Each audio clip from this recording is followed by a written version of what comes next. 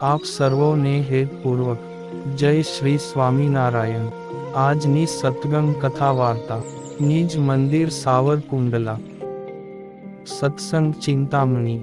આજે આપને સત્સંગ ચિંતામણી અંતર્ગત પરમહંસ ગાથા માં સદ્ગુરુ શ્રી બીજા પ્રભાનંદ સ્વામી કે જેઓ પૂર્વ ભારત આસામ રાજ્યના ભુવનેશ્વર ગામના હતા, તેમની પ્રસંગ વાર્તા સાંભળશું। મંજુકેશાનંદ સ્વામીએ નંદમાળા માં 3 પ્રભુતાનંદ સ્વામીનો ઉલ્લેખ કર્યો છે। તેમાં આપણે સૌ પ્રથમ પૂર્વી પ્રભુતાનંદ સ્વામીની જીવનગાથા જાણીએ। આ ત્રણેય પ્રભુતાનંદ સ્વામી અતિ સમર્થ અને મહાપ્રતાપી હતા। આ પ્રભુતાનંદ સ્વામી પૂર્વ દેશના હોવાથી તેમને પૂર્વી કહેતા। તેમનો દાદાનો જેવો માયાળુ સ્વભાવ હતો, સહુની પ્રત્યે સુહૃદ ભાવ રાખતા અને સહુનું હિત ઈચ્છતા। તેમની ઉંમર પણ ઘણી મોટી હતી અને સ્વભાવ દાદા જેવો હતો, તેથી સ્વામિનારાયણ ભગવાન તેમને દાદા ગુરુ કહીને બોલાવતા હતા, એટલે પ્રભુતાનંદ સ્વામી દાદા ગુરુના ઉપનામથી સત્સંગમાં ઓળખાતા હતા। શ્રી હરિની આજ્ઞા યથાર્થ પાળતા। આ પ્રભુતાનંદ સ્વામીનો જન્મ પૂર્વ ભારતમાં આસામ રાજ્યના ભુવનેશ્વર ગામે થયો હતો। પવિત્ર તીર્થમાં તેઓ પવિત્ર માતા પિતાના આંગણે મોટા થયા હતા। નાનપણથી જ સંત પ્રેમી અને ભગવાનને પામવાની ઈચ્છાવાળા હતા। જેમ કોઈ ગાયને વાછરડો જન્મે એટલે તરત જ તે માતાનું દૂધપાન કરવા તૈયાર થાય છે, કેમ જે પૂર્વ જન્મનો દૂધપાન કરવાનો તેનો સ્વભાવ છે, એ જ રીતે જે મુમુક્ષુ કે પૂર્વના મુક્તાત્મા હોય તેને નાનપણથી જ ભગવાનને પામવાની લગ્ની લાગે છે।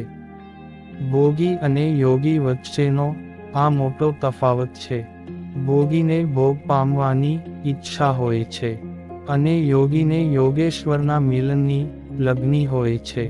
આ પ્રભુતાનંદ સ્વામીનું પૂર્વાશ્રમનું શું નામ જે હશે તે સંશોધનીય છે, પરંતુ ભગવાન શ્રી પ્રભુએ સંકલ્પ કર્યો હતો કે પૃથ્વી ઉપર જન્મેલા ધામના મુક્તો મારી પાસે આવો।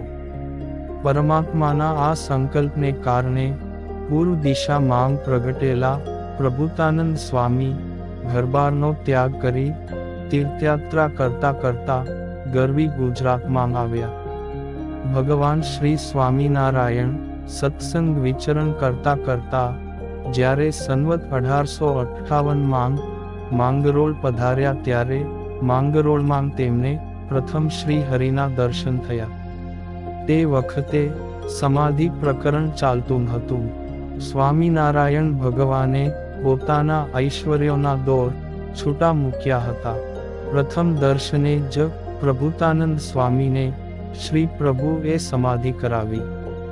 સમાધિનો અલૌકિક અનુભવ પામીને તેમણે જીવનમાં ધન્યતા અનુભવી અને પોતાનું જીવન ભગવાન શ્રી હરિના ચરણોમાં સમર્પિત કરી દીધું। પછી શ્રીજી મહારાજે એ જ સમયે 1858માં ફાગણ સુદ પૂનમના પવિત્ર દિવસે તારીખ 19 માર્ચ 1803 શુક્રવારે તેમને પરમહંસી મહાદીક્ષા આપી। અખંડ પ્રભુ પરાયણ રહેતા અને ભગવાન જેવા ગુણને ધરાવતા આ પરમહંસનું નામ પ્રભુતાનંદ સ્વામી રાખ્યું। અતિશય પ્રભાવ સંપન્ન આ સંત ભગવાનની પેઠે સૌનું ભરણ પોષણ કરતા હતા, તેથી સ્વયં શ્રીજી મહારાજ પણ તેમને દાદા ગુરુના ઉપનામથી બોલાવતા હતા। સ્વામિનારાયણ ભગવાન ગાદીએ બેઠા પછી તરત જ તેઓ સત્સંગમાં આવ્યા હતા। શ્રી હરિએ તેમને સદાવ્રત ચલાવવાની સેવા સોંપી હતી। એકવાર સ્વામી ફરેણીમાં સદાવ્રત ચલાવતા હતા। તે સમયે 1861માં દીનમણી શર્મા તીર્થયાત્રા કરતા કરતા ત્યાં આવ્યા। પ્રભુતાનંદ સ્વામીના ગુણ જોઈને ખૂબ જ પ્રભાવિત થયા અને પછી પ્રભુતાનંદ સ્વામીના કહેવાથી દીનમણી શર્મા સ્વામિનારાયણ ભગવાનને શોધતા શોધતા સિદ્ધપુર તરફ ચાલ્યા. ઊંઝા ગામના પાદરમાં તેમને મહારાજના દર્શન થયા ને શ્રી ભગવાનના દંત જોતા જ દીનમણી શર્માને આ ભગવાન છે એવો નિશ્ચય થયો અને તે નિત્યાનંદ સ્વામી બન્યા હતા.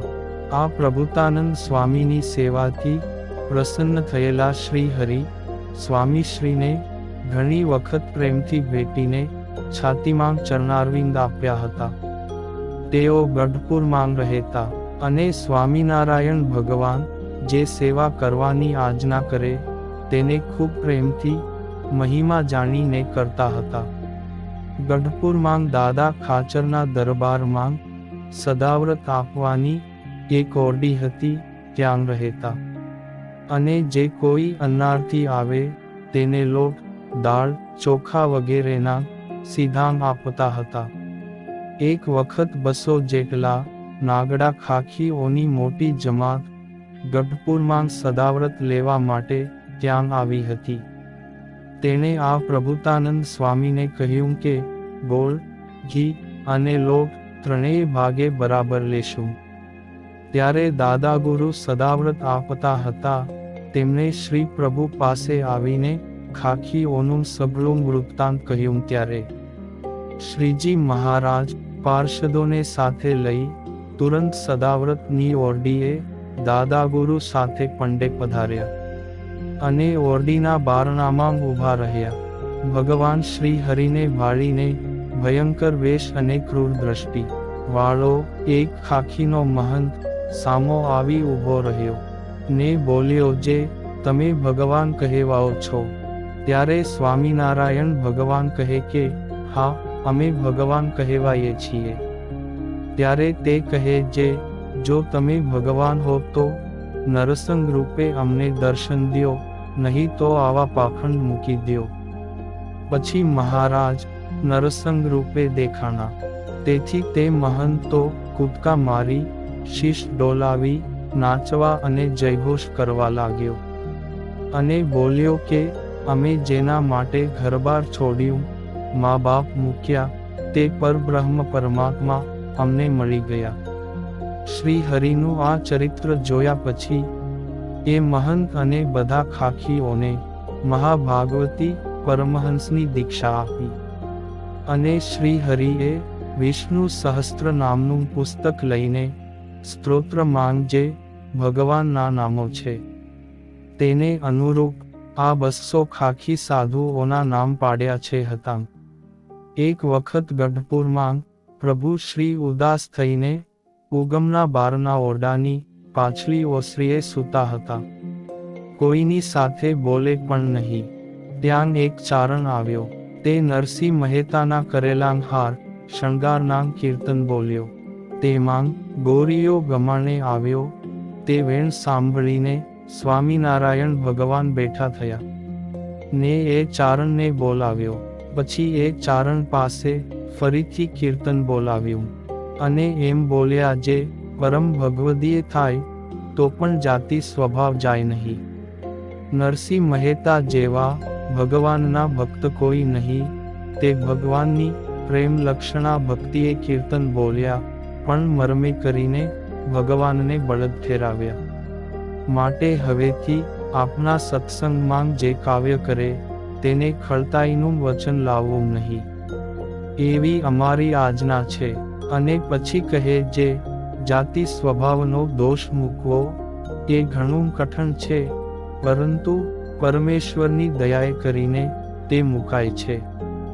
આજ અમે પ્રગટ થયા છીએ તે કેટલાક જાતિ સ્વભાવ તથા કેટલાકના જન્માંતરના સ્વભાવ, કેટલાકના પાપી ને દુષ્ટ સ્વભાવને, યવન આદિકના અસુર સ્વભાવ, તે જે અમારે શરણે આવે તેના સ્વભાવનો નાશ થાય છે.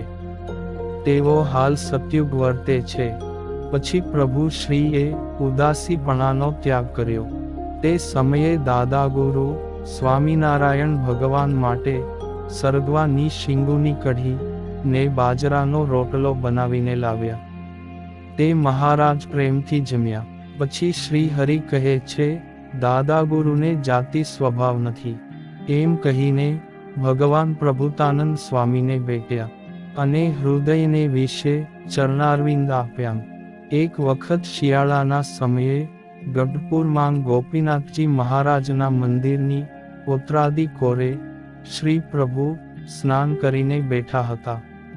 તે સમયે વિધાત્રાનંદ સ્વામી, અદ્ભુતાનંદ સ્વામી, અચિંત્યાનંદ સ્વામી અને દાદા ગુરુ પ્રભુતાનંદ સ્વામી એ ચારેય મળીને ચંદન પુષ્પે કરીને મહારાજની પૂજા કરી ને ચણોઠીની માળાઓ પહેરાવી. વિધાત્રાનંદ સ્વામીએ શ્રી હરિ પાસે ડોડા મૂક્યા, અચિંત્યાનંદ સ્વામીએ લીંબુ મૂક્યા અને દાદા ગુરુએ સરગવાની શીંગો મૂકી. તે જોઈ શ્રી ભગવાન ઘણા પ્રસન્ન થયા અને ચારેય સંતોને હૃદયને વિશે ચરણારવિંદ આપ્યા. દાદા ગુરુ પ્રભુતાનંદ સ્વામી વિશેષતયા ગઢપુરમાં જ રહેતા. સ્વામિનારાયણ ભગવાન સંવંત 1886ના જેઠ સુદ દશમે ગઢપુર ધામથી અક્ષરધામમાં પધાર્યા.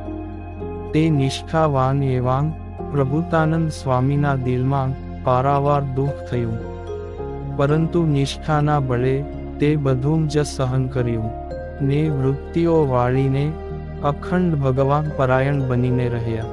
તેઓ જે પોતાથી થાય એટલી સેવા ભક્તિ કરતા અને નાના મોટા સહુ સંતો ભક્તોને ખૂબ જ રાજી કરતા હતા.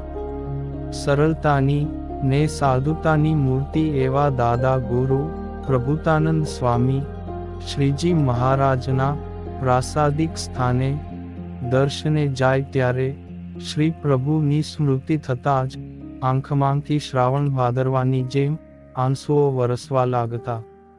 આવા મહાન સંત વાલમના વિરહ માંગ ઝૂરતા હતા અને સંવંત 1895માં મહાસુદ પાંચમને દિવસે સ્વામિનારાયણ ભગવાને દર્શન દઈને કહ્યું કે, હે સ્વામી, આપે ખૂબ ધીરજ રાખી અને અન્યને પણ ધીરજ આપી છે. આપ અખંડ અમારા પરાયણ રહ્યા છો. અમે તમારા ઉપર ખૂબ રાજી છીએ. આવતી પૂનમના દિવસે અનંત મુક્તો સાથે અમે તમને તેડવા પધારશું અને અક્ષરધામમાં યુગોના યુગ સુધી અખંડ અમારી સાથે રાખશું. આમ ધામમાં તેડી જવાનો કોલ દઈને અદૃશ્ય થયા. દાદા ગુરુ પ્રભુતાનંદ સ્વામીને આ પ્રસંગથી જીવનમાં કંઈક અનોખી ઉર્જા આવી અને ધન્યતા, પૂર્ણતા અનુભવી.